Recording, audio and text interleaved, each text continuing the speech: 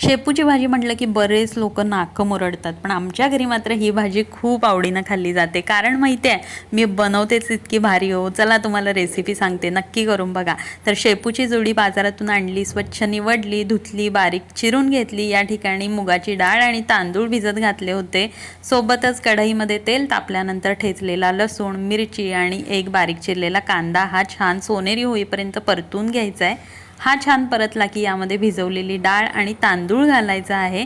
ते छान परतल्यानंतर चवीनुसार मीठ आणि हळद घालायची आहे. आणि आता याच्यामध्ये चिरलेला जो शेपू आहे तो घालायचा आहे.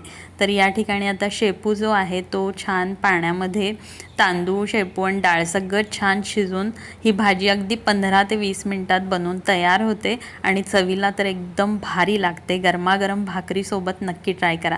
तर 15 मिनिटात आपली भाजी तयार झालेली आहे. इथं भाकरीसुद्धा तयार आहे आणि जेवणाचं ताट तयार आहे. नक्की करून बघा, तुम्हाला सुद्धा ही भाजी आवडेल.